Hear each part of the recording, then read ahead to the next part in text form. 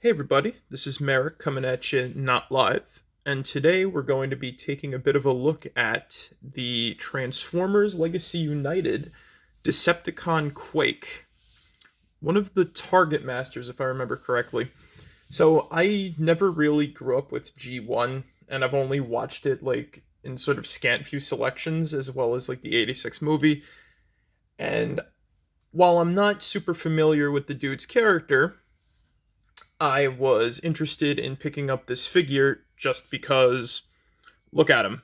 A lot of like the images and whatnot made him very appealing to me that I wanted to actually pick him up. And I got honestly a lot to say about him because I've seen online too that he's been a bit of a divisive figure with some people calling him really good, some people calling him bad, and honestly not a lot in the middle. And I guess I'm in the middle a little bit with this because I honestly think he's pretty okay. So I did bring out a bit of a size comparison, and I do have something to talk about with the Target Master specifically. So here's him next to his buddy Needle Nose, and they stand almost about equal in height, which is pretty good for like the size class. I believe this guy was 25, if I'm not mistaken. I wish. I keep thinking of like core class prices to these dudes. Maybe he's a little shorter. But apparently that's because he's a retool of two other figures, one of which I have, which is the Cybertronian Trooper, who is a retool of Skullgrin, who is a pretender.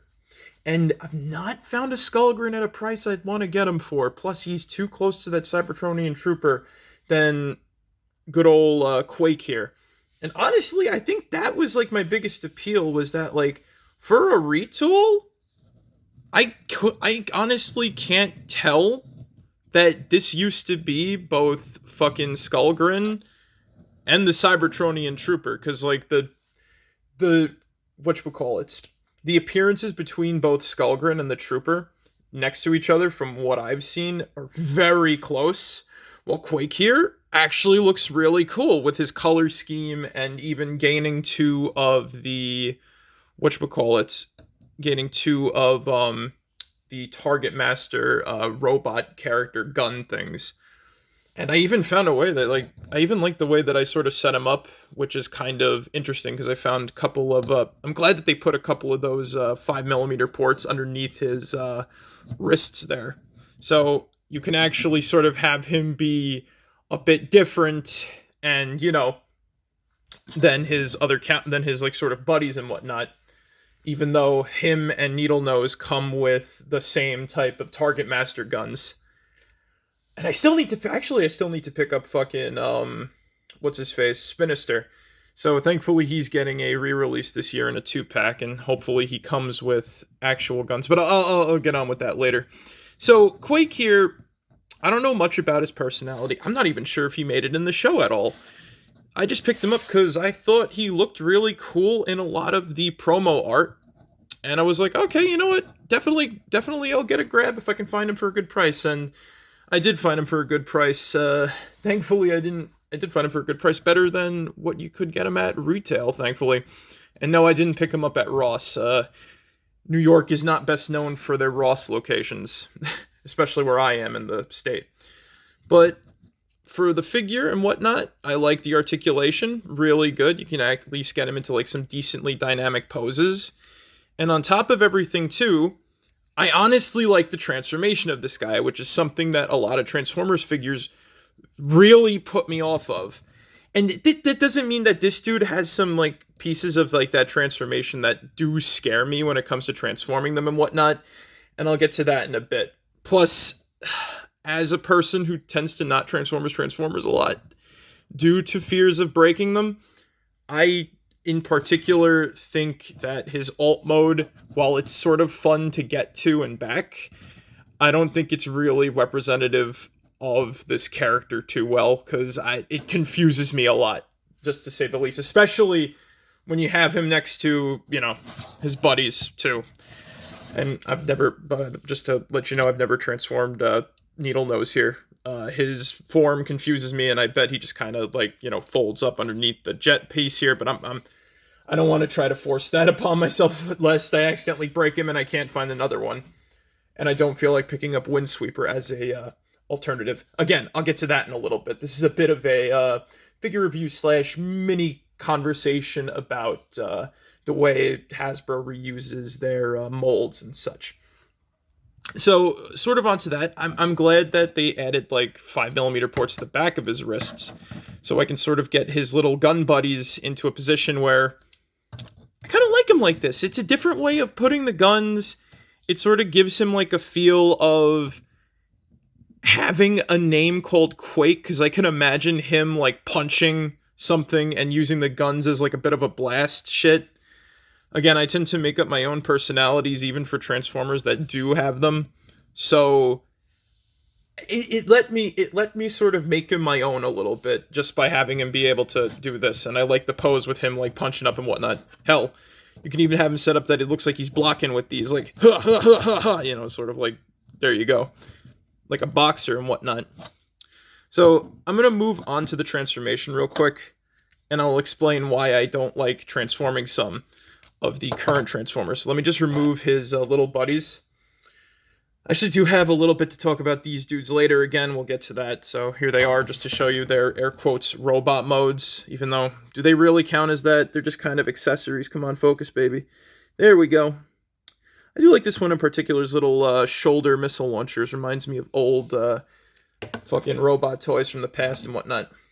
So I'm going to sort of partially do this off camera real quick because it's easier for me to reach around and whatnot. So basically, first things first, you flip his wrists inside, covers up the hollow part. Also, yeah, I should say too, when you put the guns on that peg, it covers up the hollowed pieces real good, so it doesn't even look like he's able to transform a little bit. So easily you do that. Then, if I remember correctly, oh, right. Here's another like bit of the easy part. So you flip that up, push that in, you flip that over. Now, first things first. When a transformation does this, it scares me, because my strength is a little odd, and I don't feel like breaking this. So I'm always very cautious when it comes to moving a part like that. I don't want this to snap on me, but it does hold in nice and snug, though. Sometimes it can be a little fiddly, as you see there. It likes to come down and whatnot. But again, that's okay. There we go. It just snaps into place. But again, stuff like this kind of like freaks me out a little bit with transformations because I don't want to break it. Hell, it's already, toy's already expensive enough. I don't feel like busting it up. So you move the arms in like so, I believe. Yeah, you put them side by side like that. Come on, arm move in, please. Thank you. You clickety-clack those together like so. And we're going to get to like the other like teeny tiny annoying bit in a sec when it comes to the transformation that bugs me just a tiny bit. So next up is the legs. First things first. You have to hold on. Let me just get over the foot here. All right, yeah, you move the foot out like that, right? You use the little whatchamacallit swivel. The ankle swivel to push that out. And from there, you take that out like so.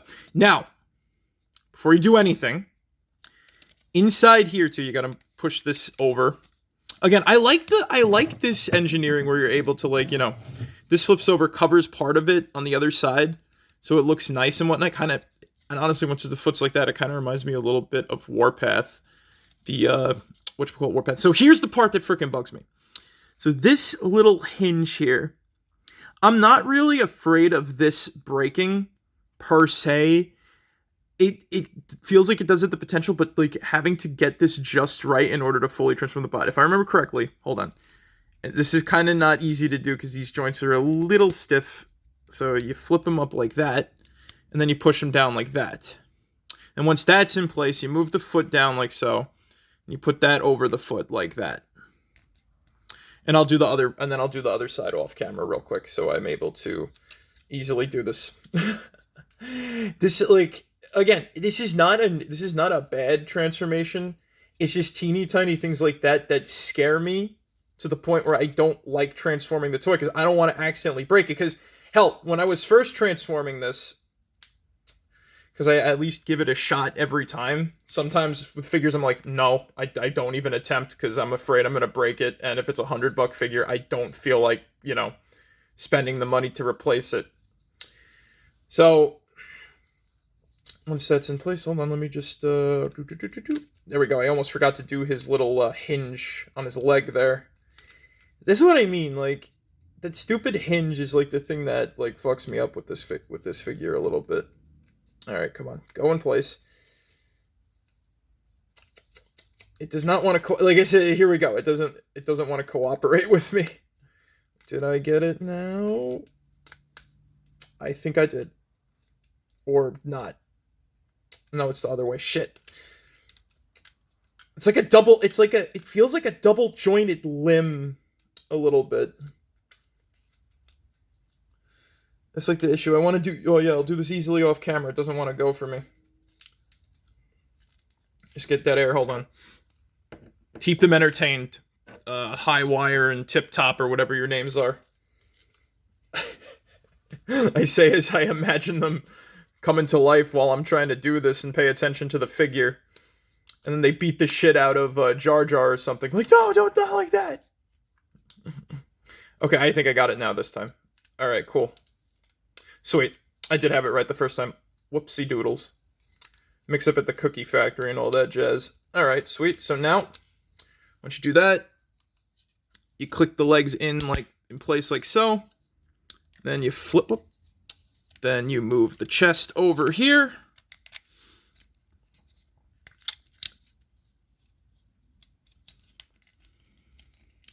Also, you're supposed to do this gun turret early on, but I tend to do it now because it's easier to pull off. Now, I don't know if I mistransformed the mid-cell. Uh-oh, it's coming up over there. There we go. I fixed it. So, come on, gun, pop out. There we go. And that turret, the turret that sticks in there can be a little bit snug, but here he is in his tank mode. Now, I don't dislike this mode 100%. Mostly, it just confuses me. Because what the hell kind of tank this is, I can't tell if it's supposed to be Earth, Cybertronian, some weird combo of the two. Because play pattern-wise, too. Hold on. I'm just gonna, angle this down just a teeny tiny bit. Oh, shit. I love this camera stand, but I hate this camera stand. It doesn't want to cooperate sometimes. So play pattern-wise, you take, what are they called again? Heater and Tip Top. Sorry, I made a mistake there. High Wire is one of the Armada minicons. So you just kind of you pop them into gun mode. Again, people consider these figures for some reason instead of accessories. And then you just kind of you can stick them on the side here like that. And it creates an interesting silhouette, but the turret on top doesn't really, move too often. Also, these kind of cover up the kibble of his body a little bit. Really, this is a very confusing tank, and it's not 100% sticking up in the front here. These pieces aren't connecting and whatnot. So that's the whole thing where it's just sometimes it works, sometimes it doesn't, and the reason why I'm so confused is whether this is a Cybertronian tank or not. You have these top pieces up here that look like hatches for people to get in, which, I mean, yeah, Transformers can carry, individuals and whatnot, but, this turret barely turns, this teeny tiny little turret top on top of, this big hunk of mass. And then on the bottom here, this is a kid drew a tank. There's no separator for this. It's right in the front. There's no big piece. It's just a giant tread. Also, there's no wheels, so it doesn't really roll. It just kind of And as far as I remember too, the Cybertronian Trooper tank, which I don't keep it in that mode, and I don't like transforming it. That one was one that sort of scared me a little bit too. They were hover tanks, if I remember correctly, or they had treads or something. So it wasn't as, obvious as, And I think people get, really too upset on, what the Transformers, alt mode is versus, what it can potentially be and whatnot. Because I think, like I said, this is the only part of this Transformer that I don't particularly care for. Because I love the bot mode. The bot mode is where it's at. Because really nothing about this also kind of screams Quake. It just kind of screams, I don't know, I couldn't decide what I wanted to be, so I went halfway.